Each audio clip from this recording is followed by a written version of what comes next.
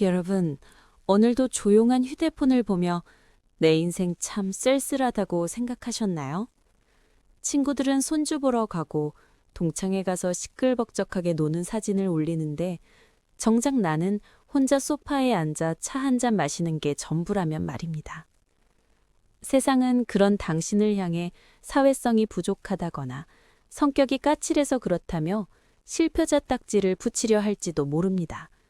하지만 오늘 제가 드리고 싶은 말씀은 충격적이게도 그 반대입니다. 당신이 혼자인 이유는 당신이 부족해서가 아니라 오히려 당신의 뇌가 가짜를 거부하고 진짜를 찾도록 설계된 아주 정교한 방어 시스템을 가졌기 때문입니다.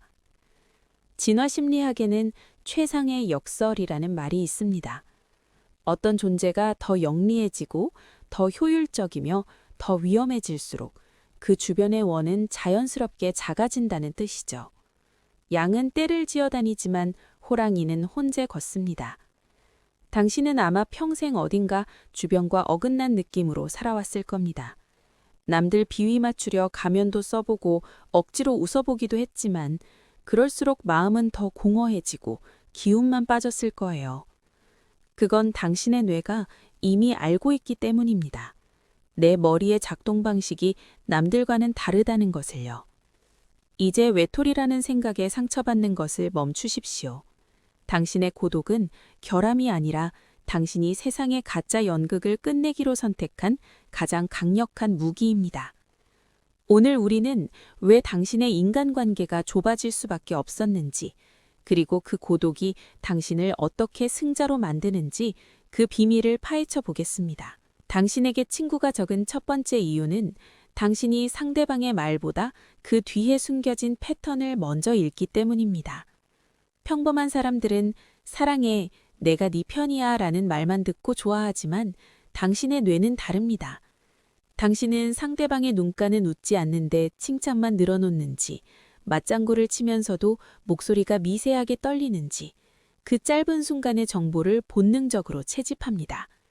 심리학에서는 이를 얇게 자르기라고 부르는데 당신은 아주 찰나의 순간만으로도 사람의 의도와 본심을 꿰뚫어보는 능력을 갖춘 것이죠. 그래서 당신에게 동창회나 대가족 모임은 즐거운 잔치가 아니라 피곤한 데이터 폭풍입니다. 누가 누구에게 고개를 숙이는지, 누가 누구를 은근히 무시하는지, 그 추악한 역할극이 당신의 눈에는 너무 선명하게 보입니다. 다른 사람들은 그 연극을 서로 눈감아주며 관계를 유지하지만 당신은 그 무대 위에 올라가는 순간 숨이 막힙니다. 대본을 뻔히 알고 있는데 거짓 연기를 하는 것이 너무나도 소모적이기 때문이죠. 이때 주변 사람들은 당신을 보며 까다롭다, 차갑다, 속을 모르겠다고 욕할지 모릅니다. 하지만 그 말의 진짜 뜻은 이것입니다. 너는 너무 거울 같아서 너를 보고 있으면 내 추한 가짜 모습이 드러나서 불편해 라는 뜻이죠. 당신은 친구를 잃은 것이 아닙니다. 단지 그들의 가면을 사주지 않았을 뿐입니다. 당신은 외로운 게 아니라 거짓말에 적응하지 못할 정도로 정직한 감각을 가진 사람입니다. 두 번째 이유는 당신이 세상의 무의미한 소음을 견디지 못하기 때문입니다. 물리학의 법칙처럼 모든 관계는 가만히 두면 무질서해지고 산만한 소음으로 흐릅니다. 우리가 흔히 아는 날씨 이야기, 연예인 걱정, 상사 욕하기, 이런 대화들은 이미 죽은 정보를 계속 재활용하는 과정일 뿐입니다. 하지만 당신의 뇌는 생각해야만 살 수 있는 구조로 설계되어 있습니다. 이를 높은 인지 욕구라고 부르는데 깊이 생각하고 의미를 찾지 않으면 뇌가 고통을 느끼는 수준에 이른 것입니다. 대부분은 밤먹으며 누가 잘났고 누가 뒤처졌는지 비교하는 이야기를 좋아하지만 당신은 다른 층위의 대화를 갈망합니다. 우리는 왜 이렇게 사는가? 이 선택의 끝에는 무엇이 있는가? 와 같은 본질적인 질문들 말이죠. 그래서 식탁에서 이런 깊은 얘기를 꺼내면 갑자기 분위기가 싸해지곤 합니다. 사람들은 당신을 분위기 깨는 사람, 너무 진지한 사람이라고 부르며 피합니다. 여기서 당신은 선택해야 합니다.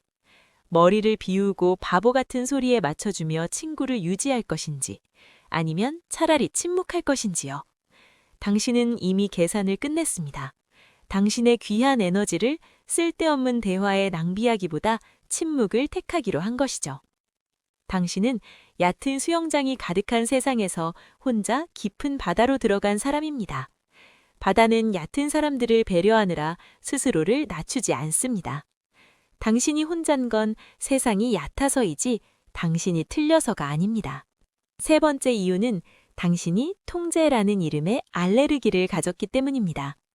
사람들은 이를 고집불통이라고 부르지만 사실 이것은 임의적인 권위에 복종하지 않는 천재적인 기질입니다. 많은 인간관계는 겉으로 평등해 보여도 실제로는 보이지 않는 규칙이 지배하는 작은 왕국입니다. 우리는 얘를 싫어하니까 너도 싫어해야 해. 유행이니까 너도 따라야 해. 라는 식의 무리 본능이죠. 하지만 당신의 뇌는 집단이 복종을 요구하는 순간 위험 신호를 켭니다. 당신에게는 분위기보다 증거가, 집단의 승인보다 논리가 더 중요하기 때문입니다. 당신은 왜? 라고 묻습니다. 이 짧은 질문 하나로 권위는 흔들리고 조작된 이미지는 깨집니다. 그래서 집단은 당신을 문제인물이라고 낙인 찍어 미워내려 합니다. 외로움이라는 감옥에 가두어 당신을 길들이려 하는 것이죠.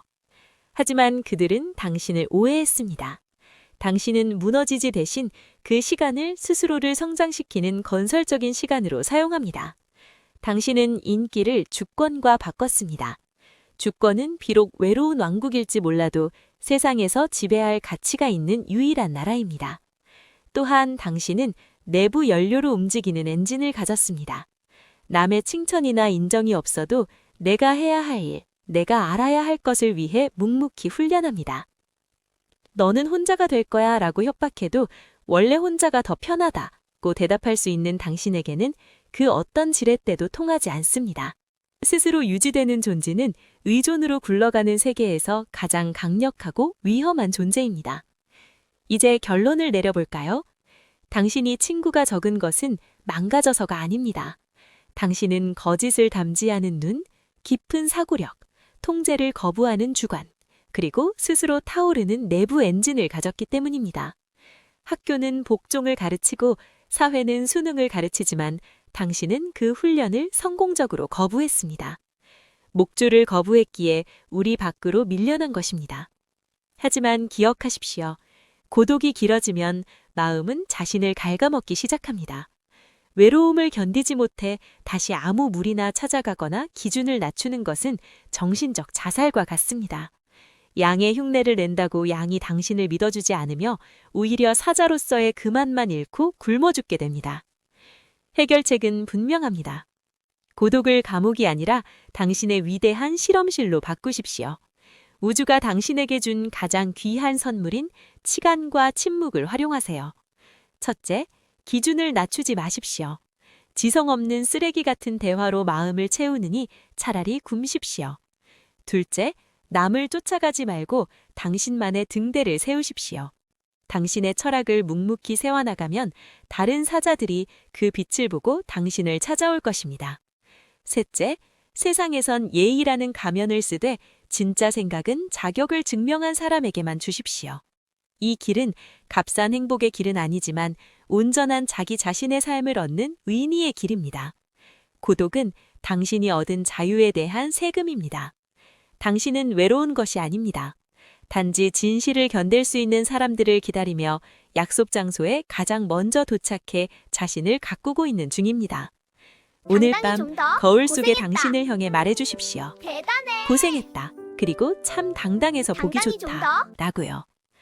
구독과 좋아요는 당신의 깊고 푸른 인생을 응원하는 가장 큰 힘입니다. 오늘도 남의 시선이 아닌 당신의 심장 소리에 귀 기울이는 당당한 하루 보내시길 바랍니다. 감사합니다.